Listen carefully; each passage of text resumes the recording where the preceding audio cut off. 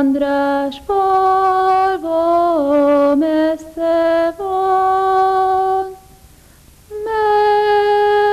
messze van, messze van. Az én kedves kis angyalom, benne van, benne van. Minden kedvem nála van, nála van, nála van. Hol volt, hol nem volt, hetet hét országon es túl, míg az óperenciás tengeren es túl, ahol a kurtafarkú malacka túr, élt egyszer egy szegény öregasszony, és ennek az öregasszonynak volt egy fia. Hát, amikor a fiacskája egy kicsit felcseperedett, és már elég erős volt, azt mondja neki egyik napon az édesanyja: hallod, de édes fiam, menj el valahova szolgálni, hogy egy kicsit jobban meg tudjunk élni. Felkeregedett a legény, és elment szolgálni. Szolgált 4 bornyut. Azt mondja neki az édesanyja, hogy most menj el, fiam, s vidd el a vásárra, s add el ezeket a bornyukot, hogy meg tudjunk belőlük élni. Felkerekedett a legény, megfogta a 4 bornyut, s elindult neki az útnak. Hát, ahogy menjen az országúton, este találkozik egy öregemberrel. Azt mondja neki az öregember: hallod, de édes fiam, hova viszed ezeket a bornyukat? Én viszem a vásárra. Hallod, de fiam, add el nekem az egyik bornyút, s ne csak adok helyette neked egy cserebogárt. Jaj, menjen el, édes öregapám, hát hova gondolkodik? Nekem a cserebogár, hát mit csináljak én avval? Ez semmire se való. De addig mondta neki az öregember, hogy csak cseréljük el, s meglátod, hogy jót fog szolgálni neked. S így, s úgy, s tette, hogy a legénynek csak megmondta, s a legény elcserélte. Na hát menjen tovább, s halljátok, alig, hogy 2 lépett, egy ugyanolyan forma öregemberrel megenessze találkozott. Elévett az öregember a tarisnyájából egy egérkét, és azt mondja neki: ne csak ide melyen egérke, ezért cserélj el nekem egy bornyut. Jaj, menjen valahova, öregapám, hát hova cseréljek én? Annyi egér van otthon, hogy azt is megeszik, amit nekünk kéne. Hova vigyek én még egy egeret? Na de hát addig mondta, hogy ez nem olyan egér, ilyen-olyan, meglátod, hogy jót fog neked szolgálni, nem fogod megbánni. Addig, hogy a legény csak elcserélte, és így már maradott 2 bornyúja, s egy férgecske, s egy cserebogárka. Na hát, ahogy menjen tovább, mintha ördögöt látott volna, egy tiszta, ugyanolyan forma öregemberrel megen összetalálkozott, amelyen 2-ször előtte. Megen megszólítsa az öregember, s azt mondja neki: hallod, de édes fiam, add el nekem az egyik bornyút, ness csak mit adok helyette. És elévett a tarisnyájából egy jó hosszú furuját, s mutassa a legénynek. Ness csak, édes fiam, ez nem olyan furuja, ness csak melyen hosszú, s melyen szépen szól, s mennyilik van rajta, ezért cserél csak el. Dehogy cserélem én, öregapám, de addig mondta neki, és addig, hogy elcserélte. És hát ahogy menjen tovább, megen összetalálkozott egy tiszta, ugyanolyan forma öregemberrel, és már előre kigondolta magába, imá ezt az egy bornyút nem cseréli el. Megen megszólítsa az öregember: hallod, de édes fiam, add csak nekem ezt a bornyút, és adok helyette neked egy tarisnyát. Van én nekem tarisnyám, öregapám, így és ha már hazamenjek, édesanyám meg fog verni, hogy 3 bornyút elcseréltem ilyen haszontalanságokét. De nem baj, csak addig mondta neki az öregember, hogy ebbe por van, és aki ebbe a tarisnyába belészosszan, egyből békoppan a szeme. Hát a legény addig, hogy már hova menjen egy bornyúval, elcserélte azt es. És hát megfordult, s menjen hazafele. És otthon kérdezi az édesanyja: na, hol tetted a 4 bornyút? Én biza elcseréltem. Hát mire cserélted el, te haszontalan kölyök? Én biza elcseréltem egy cserebogárkára, s egy egérkére, s egy furujára, s egy tarisnyára. Jaj, te olyan bolond kölyök! És vette az anyja sodrófát, suppantotta a hátára, s adjad neki. De a legény fiatalabb volt, és az se volt rest, futásnak eredt ki az országútra, és az anyja nem érte utol. Hát ahogy kiért a faluból, elévette a hosszú furujáját, s kezdte fújni. Tű-lü-lü-lü-lü-lü-lü. Hát ahogy fújja, képzeljétek csak el, hogy kiugrott az egérkes a cserebogárka a tarisnyájából, s kezdtek rá táncolni, s a legénynek erőst megtetszett, csak fújta tovább a furujáját. Tű-lü-lü-lü-lü-lü-lü. S hát ahogy menjen, mindenki csodálkozott rajta, hogy ilyent még nem láttak. Hát beért egyszer egy városba. Lássa, hogy a városba ki vannak rakva a fekete zászlók, és kérdezi valakitől, hogy hallja-e, ki hót meg ebbe a városba, hogy kim van a fekete zászló. Nem hót meg, édesfiam, senki se, csak a király kisasszony imár nagyon régóta nem tud se kacagni, se aludni. És az öreg király megtiltotta nekünk, hogy amíg az ő leánya nem kacag, s nem aluszik, addig mi se kacagjunk, s ne aludjunk, s fogjuk be addig a pufánkot. Na hát, gondolta magába a legény, majd én megkacagtatom azt a király kisasszont, nem tudom miféle forma ez a leány, és elment a palota elé, és addig csak fújta egyfolytában a furujáját, tű-lü-lü-lü-lü-lü, és a cserebogárkafra férgecs csak táncoltak, és annyi ember összegyűlt oda a palota elé, mintha vásárra mentek volna, és csak nézték, és kacagták, hogy mi az Isten csodája, ilyen formát ők még nem láttak, és hát egyszer csak kikönyököl a király kisasszony az ablakon, és hát lássátok, és amikor meglátta, összecsapta a két kezét, és akkora nagyot kacagott, hogy nem győztek csodálkozni. Hát egyből futott az öreg király, mert az es meghallotta, akkorát kacagott. Kérdezi, hát ki volt az, aki az én leányomat meg tudta nevettetni? Bizamutassák neki, hogy az ne az a bolond legény, aki fújja a furujáját. Lemenjen az öreg király, és azt mondja a legénynek, hallod-e, édesfiam, ha még meg tudnád alítani a leányomot, akkor neked adnám feleségül, és még megkapod a fele királyságomat es. Hát úgy es lett, bément a legény a király kisasszonyhoz, és oda tartsa neki a tarisnyáját, és azt mondja neki, halljál, király kisasszony, szosszanjon csak ide belé a tarisnyámba. És hát a király kisasszony alig, hogy csak bédugta a fejét, és egyet szosszant, már koppant, és bé a szeme, úgy elaludt, és másnap reggelig fel se ébredett. Másnap reggel, mikor felébredett a király kisasszony, meges tartották a lakadalmat, és odahitták a legénynek és az édesanyját, és a legény megkapta a fele királyságot, és a király kisasszonyt is elvette feleségül, és attól a naptól fogva boldogan éltek. És ez úgy láttam, mint most, ez tiszta igaz volt, és aki nem hiszi, járjon utána.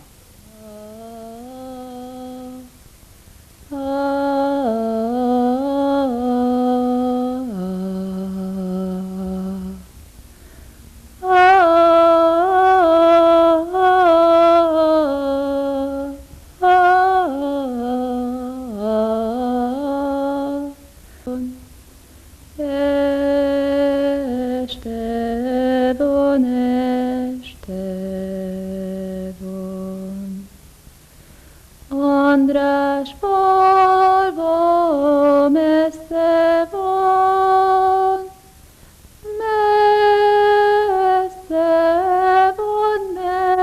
messze van. Az én kedves kis angyalom, benne van, benne van. Minden kedvem nála van, nála van, nála van. Hol volt, hol nem volt, 7 országon túl, volt egyszer egy szegény ember, s egy szegény asszony. Hát azok erős szegények voltak, s nem volt egyebük, mint annyi gyermekük, mint restálnalik, s még egyvel vagy kettővel többes. Hát ennek a szegény embernek, s szegény asszonynak volt 2 kicsi ökrecskéje, és a szegény ember ezekkel az ökrecskékkel járt szántogatni. És hát, ahogy egy nap szántogat, hall egy nagy erős sírás, s makogást es. Hát menjen a hang irányába, s látja, hogy egy erős nagy medve verekedik egy kicsike nyulacskával. Nagyot kacagott a szegény ember, s azt mondja a medvének, na, ilyet se láttam még világéletembe, hogy egy ekkora nagy medve egy ilyen kicsike nyulacskával verekedjen. Na, megmérgelődött a medve, hogy hát ez a szegény ember miért kacagta őt ki. Elesengedte a nyulacskát, s menjen a szegény ember felé. Na te szegény ember, amit te kikacagtál ingemet, most megeszlek tégedetes, az ökrejedetes. Jaj, jaj, most gondolkozott csak igazán a szegény ember. Hát hogy gondolta ő ezt a medve, hogy hát megeszi őtes, az ökrejetes? Jaj, jaj, medvekoma, hát ne egyél meg ingemet. Hát mi lesz a gyermekeimmel, ha te ingemet megeszel? Hát mit adok nekik enni, s mit esznek? Hát éhen fognak őkes halni, s mivel szántogatnak majd ők, ha megeszed az ökröketes? Na bizza, te szegény ember, én megeszlek tégedetes, az ökrejedetes.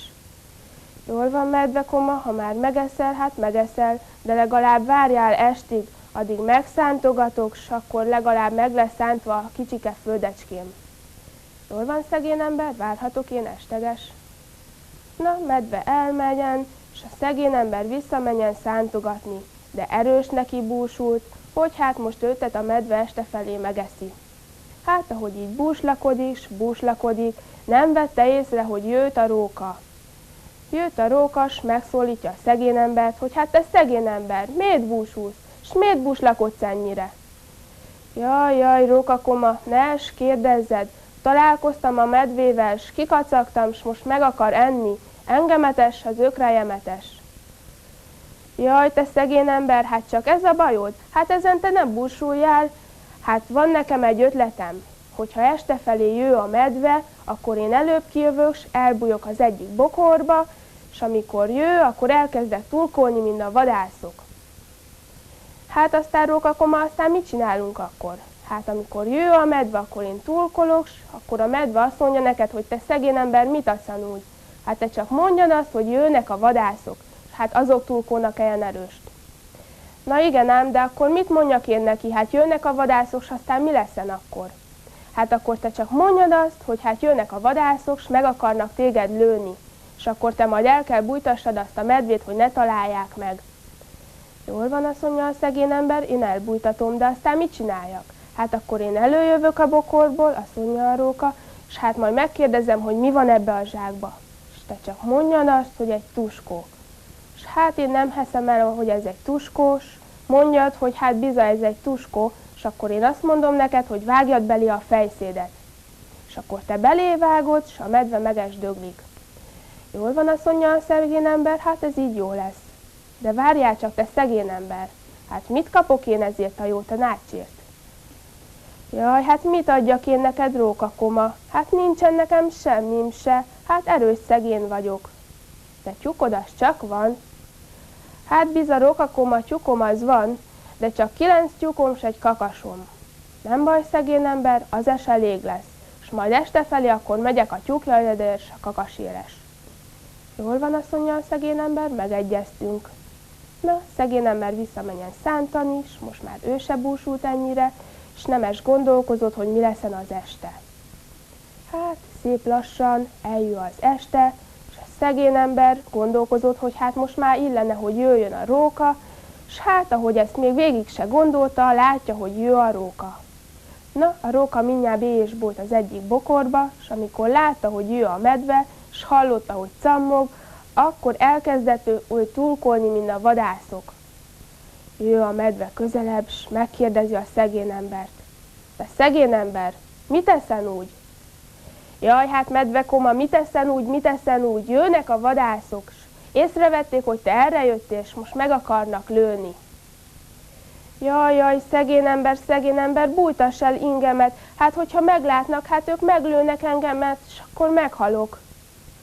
Jaj, medvekoma, hát hová bújtassalak? Hát nincsen nekem semmim se, hát én erős szegény vagyok. Jaj, jaj, szegény ember, bújtass el, hát nincs neked egy zsákod se? Hát egy zsákom az van, hát ebbe belé bújhatsz. Na, medvén mindjárt belé is bújt a zsákba, szegény ember gyorsan bekötte, s hát mindjárt jöjj elő a róka is a bokorból. Hát te szegény ember, mi van abba a zsákba? Mi lenne? Hát egy szenes tuskó. Na hát, ha szenes tuskó, akkor vágd belé a fejszédet. Na, szegény ember belé is vágta a fejszéjét, de úgy, hogy a medve abba a szent helyébe megesdöglött. Jól van, szegény ember, megdöglött a medve, most este felé megyek énes hozzád, megyek a tyúkokért s a kakasért. Jól van, rókakoma, gyere, majd várlak téged. Hát szegény ember hazamegyen, megvacsoráznak, s le és fekszik a gyermekeivel és a feleségével. Hát alig feküdt le, hallja, hogy kopogtat a róka. Te szegény ember, aluszol-e? Nem aluszok, rókakoma, aludtam, de most már fölébredtem. Hát te szegény ember, én jöttem a 9 tyúk és a kakasért. Jól van, rókakoma, csak addig várjál, amíg felöltözök. Jól van, szegény ember nekiáll, s felöltözik, de közben mondja a gyermekeinek, hogy ugassatok csak kicsikéim. Na, a kisebbek magasabb hangon, a nagyobbak mélyebb hangon elkezdtek ugatni. Te szegény ember, mit teszel úgy? Hát mit teszen úgy? Nem tudom, honnat nem, az este valami kutyák kerültek az ágy alá, s most megérezték a szagodat, s nem tudom visszatartani őket, s hát azok ugatnak ilyen erőst. Jaj, szegény ember, csak addig várjál, s ne engedjed őket, amíg elfutok. Na, a rókának se kellett se tyúk, se kakas, futott B az erdőbe, s még talán ma is fut, ha meg nem állt. Na, a szegény embernek megmaradtak az ökrecskéi, s a 9 tyúkja, s a kakasa es. Hát azóta lettek kis csibékes, s nagy gazdaságja a szegény embernek, s még ma is boldogan élnek, ha meg nem haltak. Itt a vége, fuss el véle.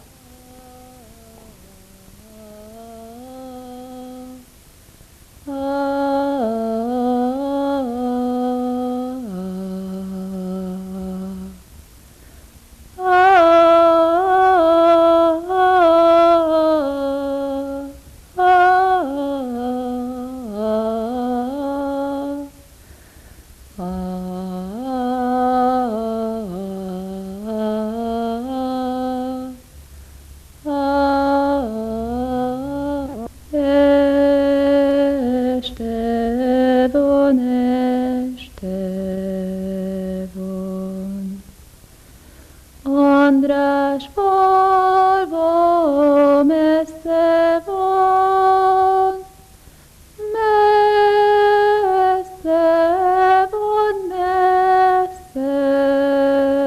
van. Az én kedves kis angyalom, benne van, minden kedvem nála van, nála van.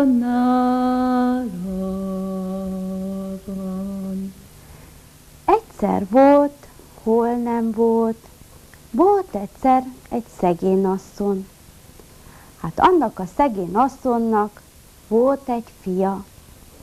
Hát már nem kicsi volt, már elég nagy galám volt, de a bizony nem dolgozott semmit se. Az édesanyja helyában mondta neki, te János, hát miért nem seperted ki az udvart? Te János, hát miért nem pucoltad ki az istálót? Szegény asszony egész nap dolgozott a mezőn, s hazament, vacsorát csinált, utána nekiállhatott istálót pucolni, és udvart seperni.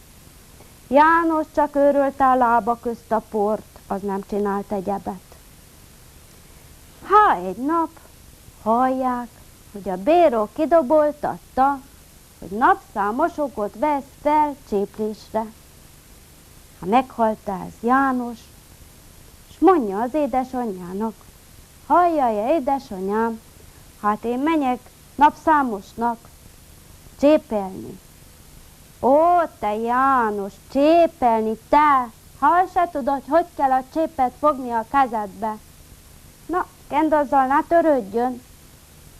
Elment János ki az erdőbe, vágott egy akkora csépet, hogy a végét nem lehetett látni.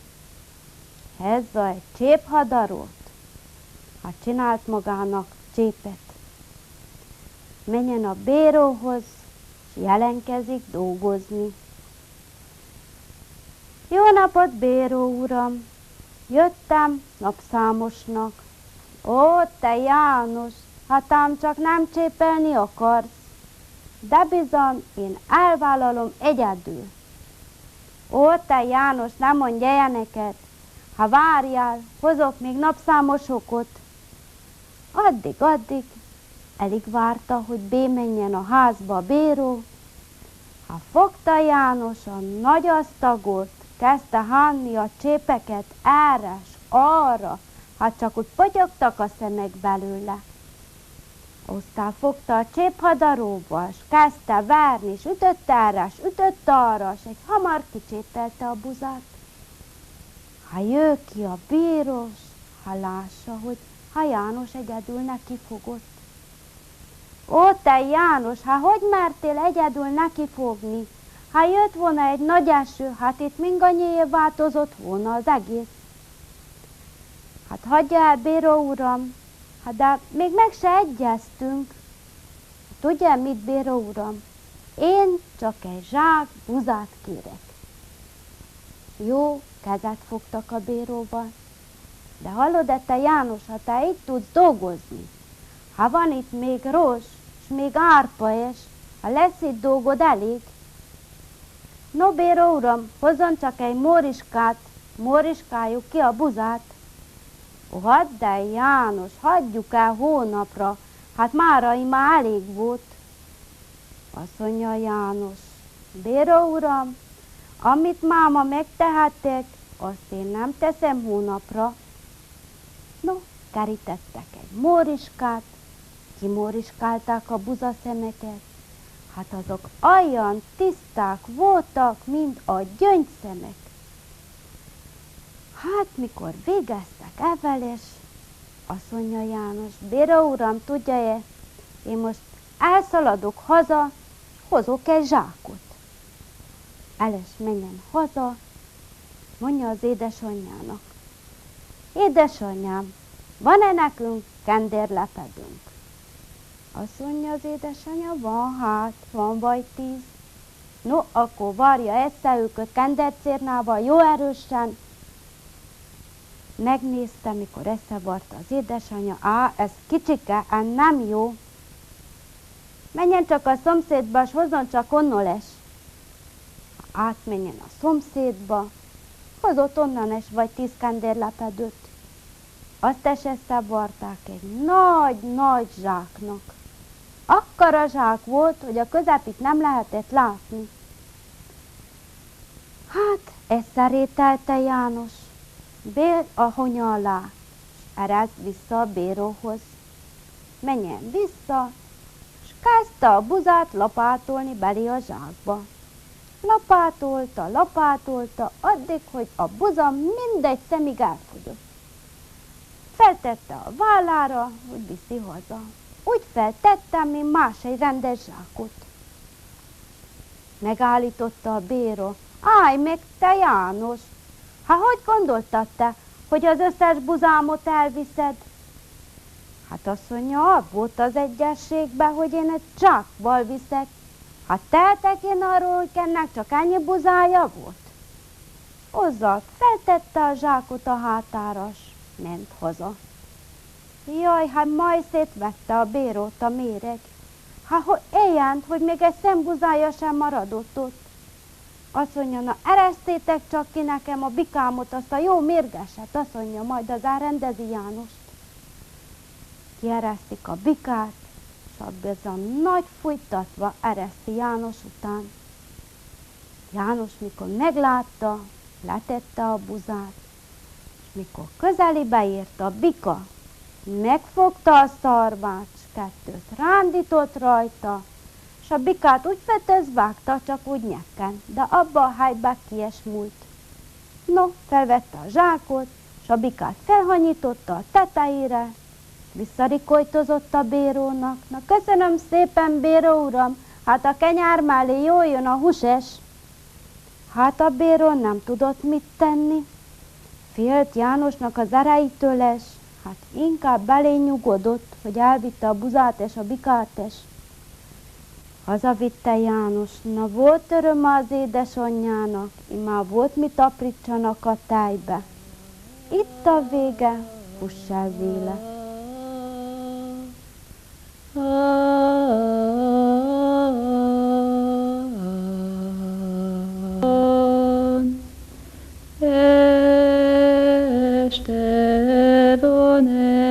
este van.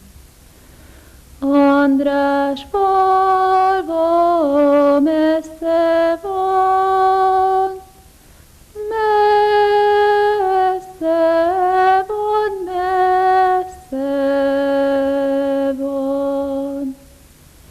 Az én kedves kis angyalom, benne van, benne van. Minden kedvem nála van, nála van, nála van. Volt egyszer, hol nem volt, volt egyszer egy ögyvezasszony. Hát annak az ögyvezasszonynak volt 3 világszép leánya. De úgy busult szegény asszony, ott volt egy rakás leányos, nem tudta félrezadni őket. Mert bizony mindegyiknek volt egy kicsi rejtett hibája. A legnagyobbik leány. Hát az olyan tyúk szemű volt, hogy nem látott el még az óráig se. A második leány. Annak meg egy kicsit lüttő volt az esze. Ha egyszer az elkezdett kacagni, nem bírta abba hagyni. Reggeltől estig csak hi-hi-hi, hu-hu-hu. Nem bírta abba hagyni. A legkisebbiknek is volt egy kicsi rejtett hibája, meg csepőnyelvű volt. Hát nem lehetett érteni, mit beszélget. Hát eleget busult szegény asszony. Egyszer, honnól nem, hát oda került a faluba egy kanászlegény. Erős szép szál legény volt. Nezegette az öregasszony, nezegette, be jó lenne, ha valamelyik leányát ez elvenni. Egyszer erős szüvet gyűjtött, és kiállott a kapuba, mikor jött a kanászlegény, és megszólítsa. Hallod-e, édes fiam? Hallottam, hogy te árva vagy. Tudod-e, hogy sajnálom én az árvákot, ha hasad el a szüvem érettig? Tudod-e, mit gondoltam én? Azt gondoltam, hogy minden reggel kiteszek ide egy pohárka pálinkát, és te azt idd meg, jó lesz-e? Jó, beleegyezett a legény. Így aztán, így ment ez egy hétig. Minden reggel kitett egy pohárka pálinkát az ablakba, a legény odaért, megitta, jó kedve kerekedett, nagyokat rittyentett a disznók hátuljára, s ment a dolgába. Egy hét után a vénasszony esent kiállott a kapuba. Várta a legényt, hogy jöjjön. Oda is ér a legény, és mondja neki az öregasszony. Hallod-e, te fiam? Valamelyik este el kéne, gyere nálunk vacsorálni. Tudod-e, ha nekem van 3 világ szép leányom, és ha valamelyik neked megtetszene, hát én bizony neked félrezadnám, kapnál házokocs, disznókocs, mindenféle, olyan gazdag embert csinálok belőled, milyen a faluban még nem volt. Jó van, no, elígyírkezett a legény. Melyik nap beígyírkezett a leányos házhoz, hát ott akkora sütés-főzést csináltak, hogy majd leégett a ház. Süttek egy kemence kalácsot, megmézeltek egy évek pálinkát, és még a makkakastest levágták. Mikor végeztek a sütésvel, főzésvel, akkor kezdtek öltöződni. A vénasszony szépen felöltöztette mind a 3 lejánkáját. Fehér ing, rezes lájbi, s favirág rokolya, s a haikban még langszínpántlikát kötött. Mikor aztán felöltöződtek, leütette a leányokat sorba, és kitanította őket, hogy mit kell csináljanak, hogyha férhez akarnak menni. azt mondja a legnagyobbiknak: ne édes lejánkám, leteszek ide ne a sarokba egy tőt, és te azt vedd fel, és vidd a helyre. És mondd meg, hogy ne édesanyám, még reán mondják, hogy én tyúkszemű vagyok, pedig a lámpa világnál és meglátom a tőt a sarokba. Jó, meg így írta a leány, úgy lesz. Másodiknak megmondta: hallod-e te elnekezd kacagni. Elnekezd kacagni, mert abba a helyben megnyugasztalak. A harmadiknak: te még meg ne szólalj, mert én aztán úgy bedugom a szájodat, hogy soha többet ki nem nyitod. A leányok megesigérték, hogy minden úgy lesz, ahogy mondták. Egyszer jő a legény, bélyesteledett, leütették. A vénasszony úgy szögdösödött a pálinkával, hogy rettenetes. Töltötték a tányérjába nagy kakas cubókokot, gyúrták belé a sok kalácsot. A legény úgy béfeszített, hogy hasadott széjjel. Mikor végeztek az ételvel, és hát felereszkedett a padról a legény, és átolült. No, feláll a leány, és menjen oda a sarokba. Tyúkszemeivel kitapogatta a tőt a sarokból, és vitte a helyre. De bizony elhaladott ő az ágy mellett. És mikor a legény béjött, a fekete szőrkucsumáját oda tette az ágy tetejére. Hát a leány nem tudta a tyúkszemeivel kivenni, hogy mi van ott, és azt gondolta, hogy a fekete macskái kondorodott oda fel. Sics te innen, a ponciussát, hát hogy ültél te ide fel? Akkor a pufot lekent a kucsumának, hogy az beesett az asztal alá, és meghengergődzött a porba. No, a másik leánkának se kellett több. Elkezdett kacagni, de úgy, hogy csengett a ház. A harmadik, az meg megszólalt: no, de édetanám, ma témmedek pérez, én nem toltam temmit. Szegény legénynek bizony földbe gyökeredzett a lába. Úgy elment onnolt, hogy soha többet vissza nem ment. De a leányok ott maradtak, ti legények, ha arra jártok, vegyétek el tük.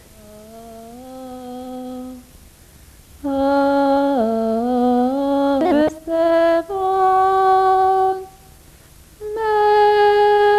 messze van, messze van.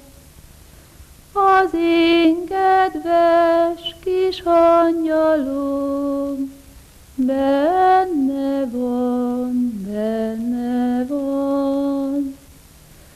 Minden kedvem nála van, nála van, nála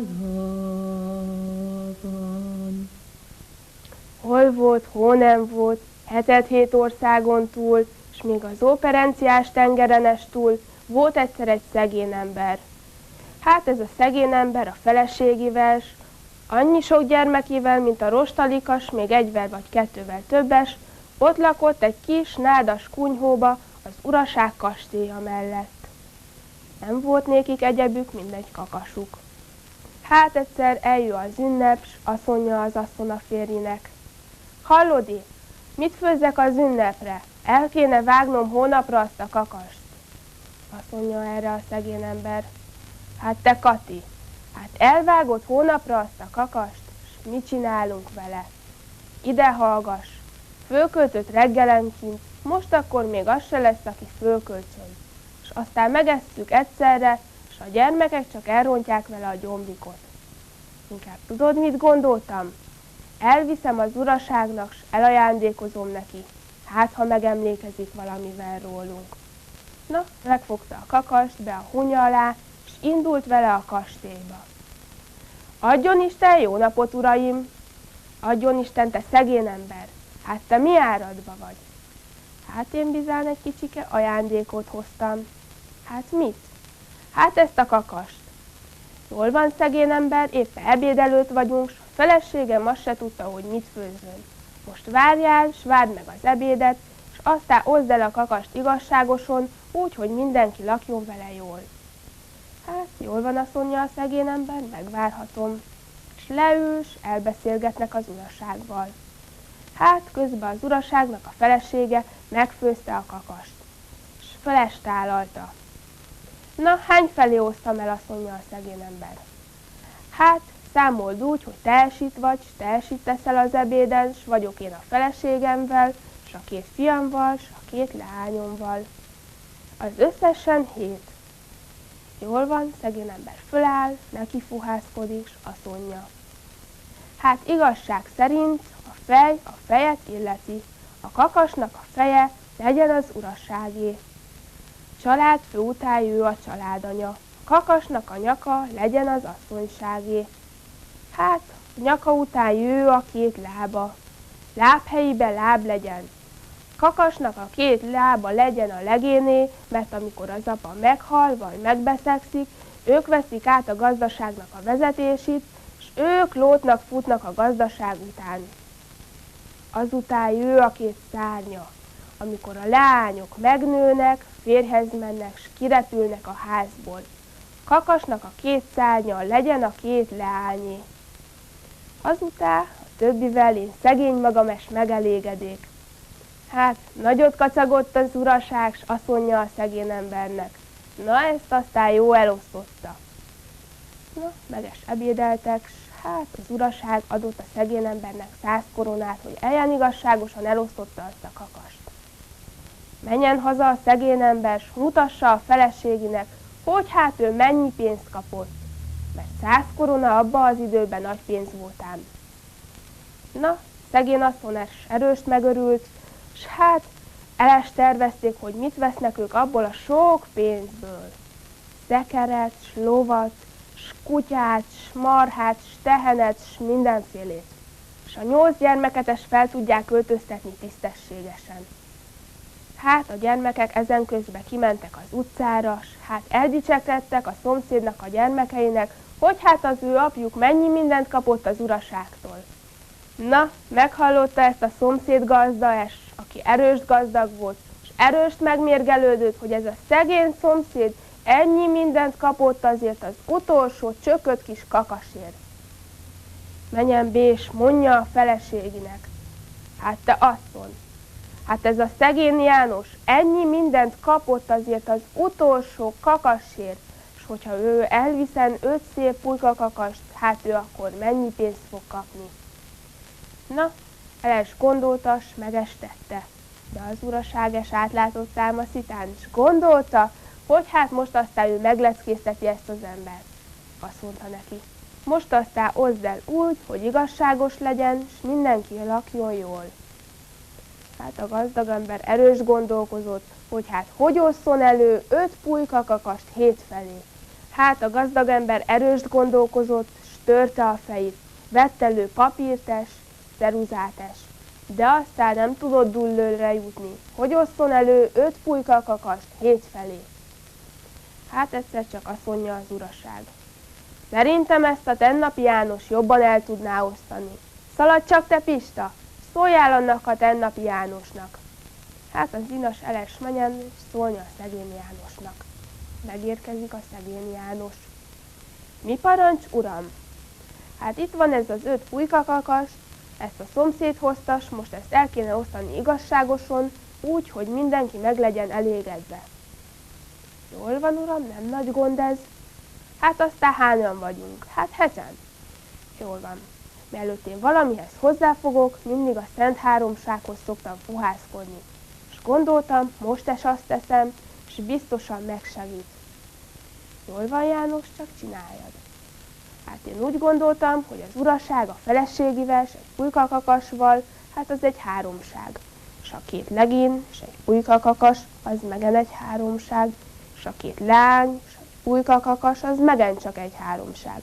És én magam, és 2 pulykakakas, az megen egy háromság. Nagyot kacagott az úrs, azt mondja: jól van, te szegény János, hát ezt elosztottad igazságoson. Na, most aztán a gazdag ember úgy gondolta, hogy hát most már ő biztosan elmehet, s menjen is ő haza. Várjál csak, te Józsi, hát minden pulyka kakas megér 5 botütést, s mivel te nem tudtad elosztani, ezért minden pulyka kakasért kapsz 5 botot a fenekedre, az összesen 25. Vigyétek, s adjatok neki 25-öt, hogy tanulja meg, hogy máskor ne irigyelje a szegény szomszéd szerencséjét, és ne próbálkozzon ilyesmivel. Hát a gazdag ember kapta a 25 botot a fenekire.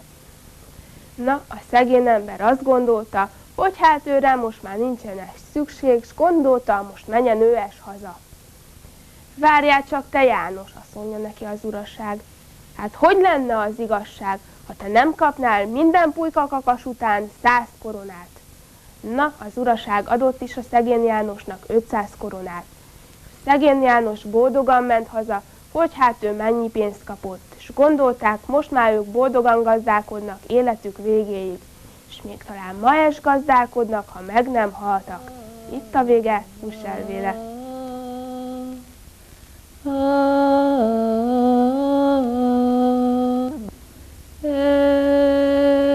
Este von,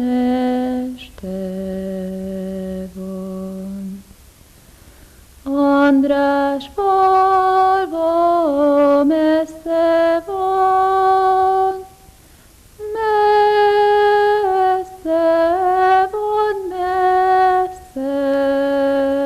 van. Az én kedves kis angyalom, benne van, benne van.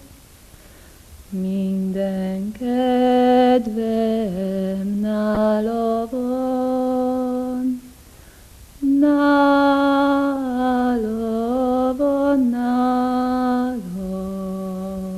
van. Volt egyszer, hol nem volt. Volt egyszer egy öregasszony. Hát annak annyi kacsája volt, hogy sok. Nem olvastam meg, hogy hány volt, de sok volt. Gondolta magába az öregasszony, hogy ő már bizony nagyon öreg, ő nem tud már kacsákot legeltetni, és ő bizony elmenjen kacsapásztort keresni. Feltarisznyálódott, s elindult. Mendegélt. Hát egyszer csak megtalálkozott a medvével. Há, mész, öreg anyám, hát én bizony menjek kacsapásztort keresni. Vegyen fel ingemet, aztán tudsz-e szépen énekelni? Hát tudok, hát. Na mutasd meg. Benne ne, elordította magát a medve. Jaj, ez nem szép nóta, ettől félnek a kacsák, nem veszlek fel kacsapásztornak. Megy tovább a nénike, hát megtalálkozik a farkasval. Há, mész, öreg anyám, hát én bizony menjek kacsapásztort keresni. Vegyen fel ingemet, megőrzöm én őköt. Aztán tudsz-e szépen énekelni? Hát tudok, hát. Elordította magát a farkas. Jaj, ez nem szép nóta, ettől félnek a kacsák, nem veszlek én fel kacsapásztornak. Megy tovább a nénike, hát megtalálkozik a rókával. Azt mondja a róka, há, megy nénike, én bizony megyek kacsapásztort keresni. Vegyen fel ingemet, hát megőrzöm én őköt. Aztán tudsz-e szépen énekelni? Hát tudok, hát. Hája, bőre, tepertője, hasam legyen, temetője. Ó, ez szép nóta, hát én téged felveszlek kacsapásztornak.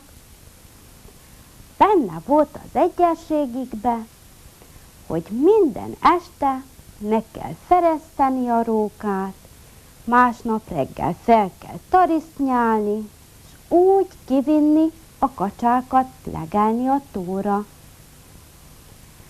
Hát szépen meges feresztette az öregasszony a rókát. Másnap reggel feltarisznyálta, és elment megmutatni, hogy merre kell legeltetni. Elég, hogy kiértek a tóra, alig várta a róka, hogy az öregasszony elmenjen onnan. Ő bizony elkapott egy kacsát, s megette, mert bizony kihallott olyant, hogy a róka puliszkát eszik, amit feltarisnyált neki az öregasszony. Este jön az öregasszony, számolgassa a kacsákot, de bizony egy hibázik. Azt mondja a rókának: hé, te róka, hát egy kacsa hibázik. Ó, hát itt volt a farkas, s eleget rikojtoztam, jöjjön valaki segítségül, s nem segélt senki, s egyet megett. No, ezt az öregasszony meghitte, s hazahajtották a kacsákot. Este esent megferesztette a rókát, esent megetette, s szépen ágyba fektette, szép fehér ágyba. Reggel feltarisznyálta, s küldte ki a tóra legeltetni. Kimentek a tóra, s bizony esent megette egy kacsát a róka. Este hazahajtották, s esent számolgassa az öregasszony, de hát csak es hibázik még egy. De bizony ez így ment minden áldott nap. A róka minden nap megettva egyet. Utóvégre szépen mind elfogytak a kacsák. Gondolkozott az öregasszony, hát ha már neki nincs kacsája, hát akkor ő minek tartson kacsapásztort?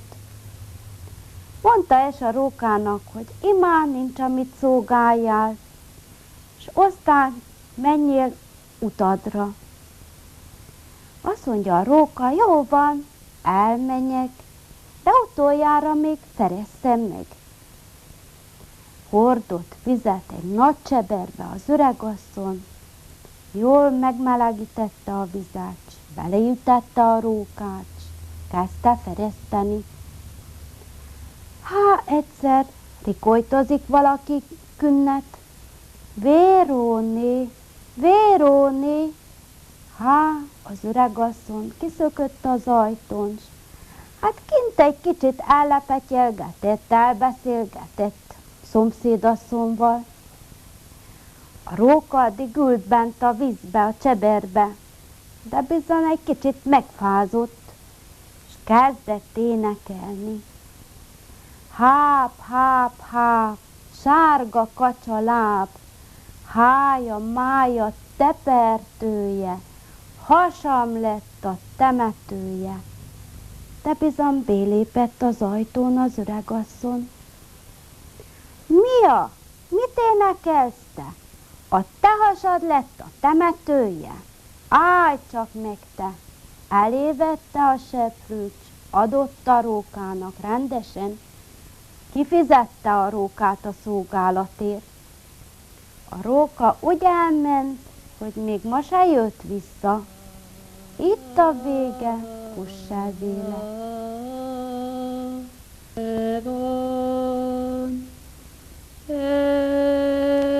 Este van,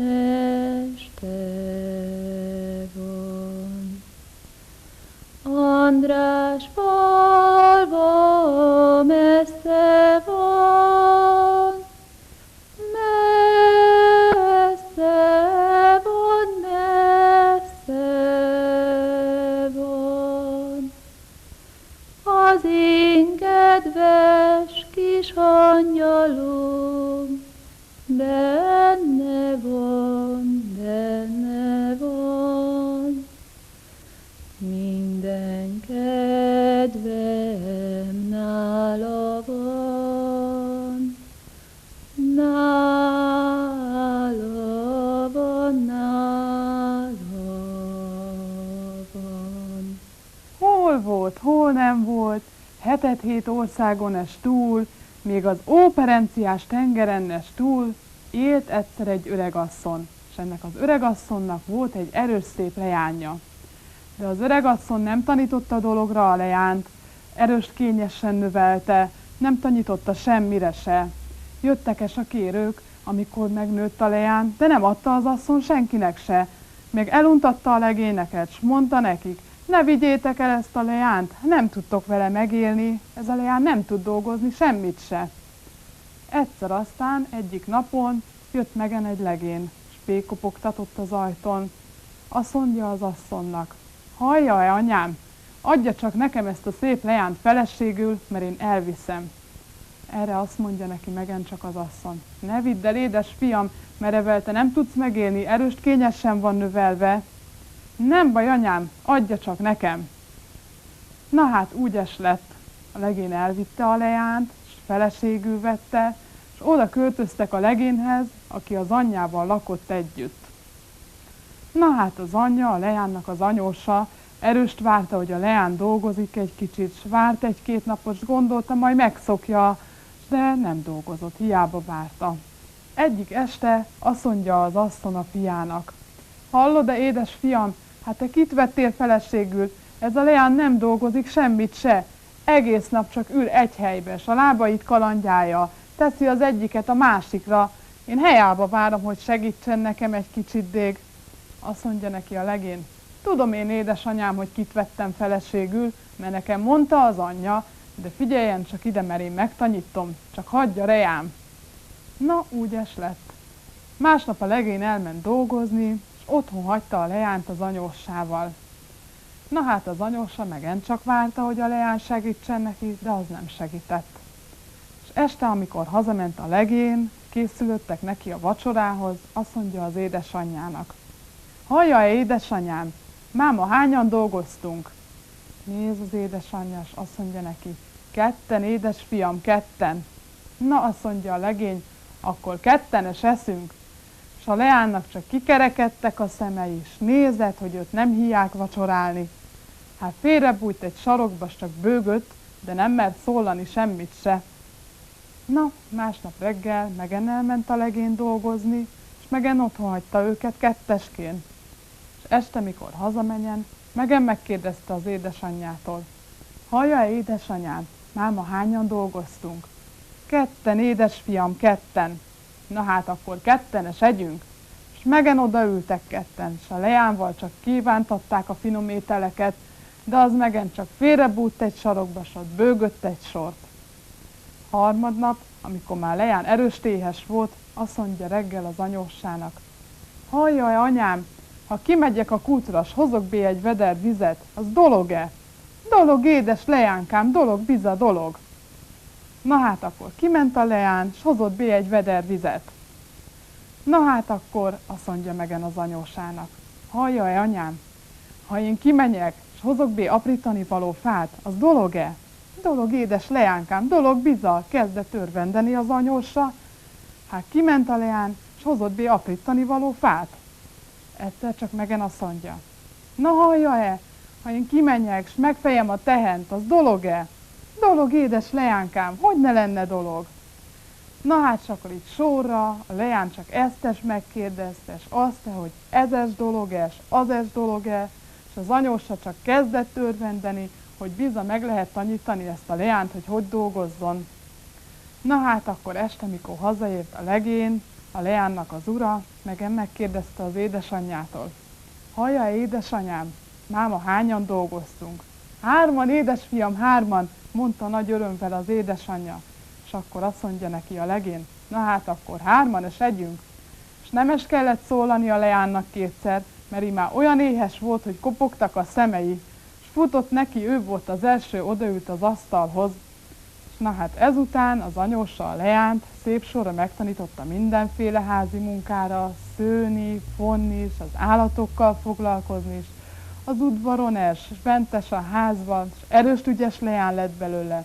És annyit dolgozott még, hogy nagyon jó gazdák lettek ők, és ettől fogva nagyon jól éltek, és még maig is élnek, ha meg nem haltak. Itt a vége, fuss el véle!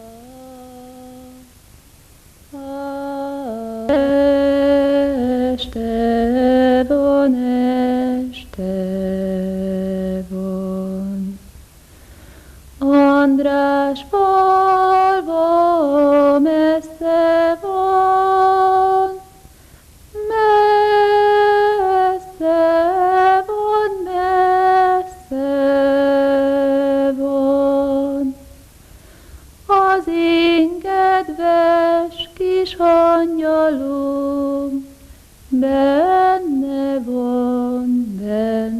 van, minden kedvem nála van, nála van. Egyszer volt, hol nem volt. Volt egyszer egy házas pár. Szegények voltak azok, más nem csináltak, nyáron gombát szedegettek, és megszárították, hogy legyen mit enni télire. Minden nap kijártak az erdőbe gombát szedni. Egy nap bujkálnak az erdőbe a bokrok alatt, ittes, ottes, hát az egyik bokor alatt megmozdult valami. Menjen közelébb az asszony, hát látja ám, hogy egy sánta réce van ott. Nézegeti, hát meg van lőve az egyik szárnya és az egyik lába. Hát sajnálta elvágni, akármelyen szegények voltak, inkább belétette egy kasba, és elvitte haza. Otthon gyógyítgatta, csinált neki fészket, és oda belétette. Másnap reggel bezárják az ajtót, és mennek esent gombát szedni. Egész nap oda voltak, ez alatt az idő alatt egyszer csak a kasból kiszállott az a sántaréce, kecske bukázott egyet, és egy erős, szép leány lett belőle, de bizony az egyik karját és az egyik lábát hát nem igen bírta mozdítani. Szépen összetakarított, bevette az ágyukot, főzött vacsorát, szép tisztaságot csinált, és esint kecske bukázott egyet, visszaváltozott récéjé, és oda-vissza ült a helyére. Jönnek este haza a háziak, kinyitják az ajtót, majd hanyatán estek, hát olyan szép rend volt odabé, s a vacsora a kályha szélén odahúzva, vajon ki járhatott itt? Se rokonyik, se szomszédjik, senkibé nem mehetett, ők nyitották ki az ajtót. Másnap esent elmentek gombát szedni. Ahogy elmentek, bezárták az ajtót, a réce esent leszállott a kasról, esent kecske bokázott egyet, visszaváltozott leányé. Szépen kimászott az ablakon, hozott a kútról vizet, szép rendet csinált, ágyút vetett, kisepregetett, mindenféle. Oda tett egy kicsi babot vacsorára főni, és mikor készen volt mindenvel, kecske bukázott egyet, visszaváltozott récéjé. Jönnek haza a háziak, esent látják, hogy megint rend van, s megint tisztaság van, de bizony nem bírtak aludni, ki csinálhatott itt rendet. Gondolkoztak, mit tegyenek, másnap reggel nem gombát szedni mentek, hanem bébuttak a színy alá, hogy ők majd meglásik, hogy ki csinálhat itt rendet. Ügyes lett, nem mentek el. Bébuttak a színy alá, s egyszer lássák, hogy az ablakon mászik ki egy erős szép leány. Ők hamar kiszöktek onnól, kinyitották az ajtót, és mire jött vissza a leány, addig a kast, a fészket bédobták a tűzbe. Mikor béjő a leány, lássa, hogy hazajöttek az öregek, elkezdett keservesen sírni. Jaj, mit tették ezt velem? És akkor elmesélte, hogy ő egy elátkozott leány. Sőt, meglőtték, s a 7 testvérje még mindig repül. Erős sírt a leány, nem bírták megbigasztalni a háziak. Ne búsulj, nekünk nincs gyerekünk, de jó sorod lesz itt nálunk, ne búsulj. A leány egy kicsit megbigasztalódott, kiült szépen fonni az ajtó elejébe, de a szüve erős fájt a testvérei után. Örökké kémlelte az eget, örökké kémlelte, Hát, hogyha egyszer meghallja a testvérjeit. Egyszer, ahogy kint ül a folyosón, hát nagy réce vákogást hall. Letette az orsót a kezéből, s látja ám, hogy jönnek a testvérjei, csapdossák a szárnyaikat, s vákognak erőst. Megszólítsa őket, nem tudok veletek menni, megfosztottak a ruhámtól, de bár egy tollacskát dobjatok csak le. És akkor a testvérjei dobtak le neki tollacskát, s az belészurkodta a hajába, ruhájába, mindenübe. És akkor ő esrécévé változott, s el tudott szállni a testvérjeivel. Szegény öregek sírtak, rívtak, hogy otthagyta őket a leány. De jobbnak látták, hogy a testvérjeivel ment, s nem velük élt. És még ma is élnek az öregek, ha meg nem voltak. Este van, este van, este van. András falva messze van, messze van, messze van. Az én kedves kis angyalom benne van, benne van. Minden kedvem nála van, nála van, nála van. Hol volt, hol nem volt, volt egyszer egy szegény ember, s egy szegény asszony. Hát azoknak annyi gyermekük volt, mint égen a csillag, s tán még egyel vagy kettővel többes. Volt ennek a szegény embernek, s ennek a szegény asszonynak egy malackájuk, s egy tehenik, s egy lovik is. Másképpen erős szegények voltak. Hát egyszer azt mondja a szegény ember a feleségének: hallod-e, édes feleségem, le kéne hónap vágni azt a malacot. Hát megesegyeztek, hogy hónap levágják a malackát. De meghallotta ám ezt a malackaes, s kirontotta az orrból, mert ő azt gondolta, hogy engem bizony nem vágtok le. S futott bé az erdőbe. Hát ahogy így fut, az erdőbe találkozik a farkasval. Hát a farkas már előre nyalta a száját, hogy hát ő melyen jót eszik ebből a malacból. S hát menjen közelebb a malacka, s mondja neki a farkas: állj meg csak, te malacka, mely én most tégedet megeszlek. Jaj, farkaskoma, hát ne egyél meg ingemet, hát én olyan sovány vagyok, s gírhes, görhös. Várjál őszig, s akkor majd meghízok, s nagy leszek, s még kis malacaim is lesznek. Hát jól van, azt mondja a farkas, várhatok én őszeges. Reggel menjen a szegény ember bé az olba, hogy hát előkészülnek, s levágják azt a malacot. S hát menjen bé, s látja, hogy hát nincs meg a malac, s menjen, s mondja a feleségének: hát te asszony, nincs meg a malacunk, valaki ellopta, vagy nem tudom, hogy hol van. Jaj, hát erőst megeldett az asszony, és hát vajon hol lehet az a malac? De hát nem tudtak mit csinálni, és azt mondja az asszony: hát most aztán mit csináljunk? Nem tudunk más csinálni, mint eladjuk a tehenet, és veszünk helyette egy malacot vágni, és még pénzünk es marad. Hát megegyeznek, hogy eladják holnap a tehent.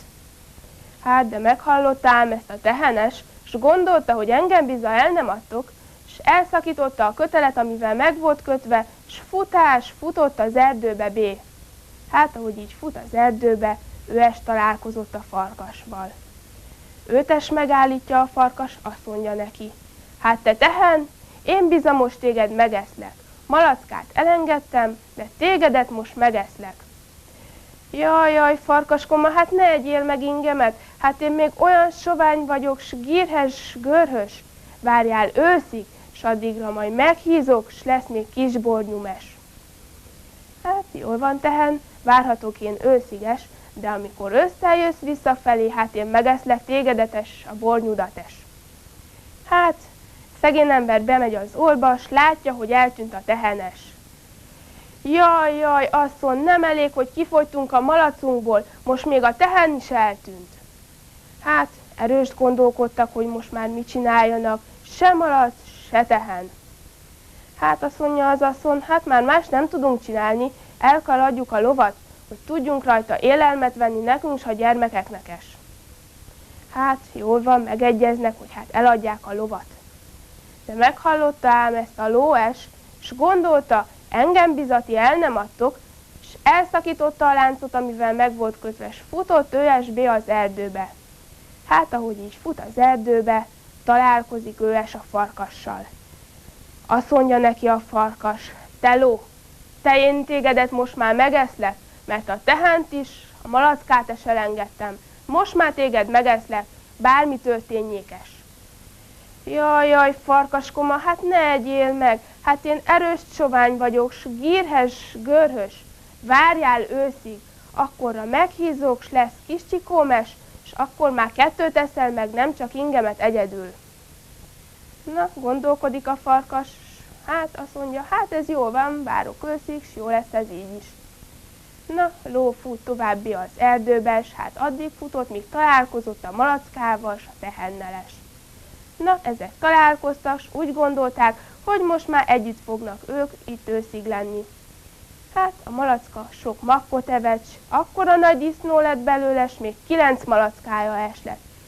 S a tehen se lopta a napot, s ő es legelészet, s ette a füvet, s a szénát, és egy nagy tehén lett belőle. Őszre pedig lett egy kisbornyúja es. Na de a ló es legelészet, s neki is lett ám kis csikója őszire. Na, most már úgy gondolták, hogy most már jó lesz, hazamenjenek, és a disznó elindul szépen a malackáival, de hát ő találkozott a farkassal. Hát a farkas azt mondja, most aztán én tégedet megeszlek, s a malacaidat es. Jól van, farkaskoma, megehetsz ingemet is, a malackáimat is, de várjál csak, hát mosdottál máma?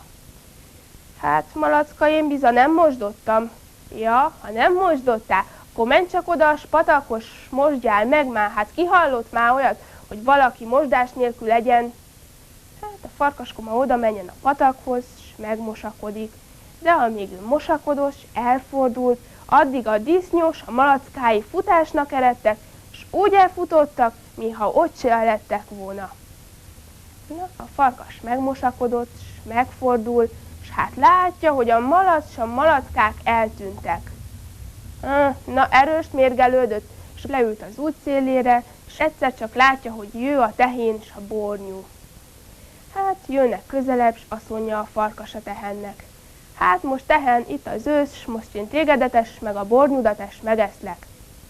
Jól van, azt mondja a tehen, megeszel, de hát te nem gondoltál arra, hogy hát mi mekkora nagyok vagyunk, s te milyen kicsike vagy?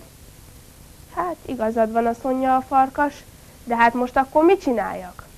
Hát ugorj be a gödörbe, abba a gödörbe ottni, és akkor kitátotta a szájadat, s mi beléugrunk szépen sorjába. Na, a farkas belé is mászott abba a gödörbe, bécsukta a szemeit, kitátotta a száját, s várta, hogy ugorjanak be a tehen s a bornyú. Hát de közben a tehen s a bornyú úgy eltűntek, mintha ott se lettek volna. Futottak ők es hazafelé. Hát a farkas megunja a várakozást, egyszer csak kinyitja a szemét, s bécsukja a száját, s körülnéz, s hát látja, hogy a tehen s a bornyú se sehol sincsen. Hát megelleül az út szélére, s várja, hogy jöjjön a ló a csikajával.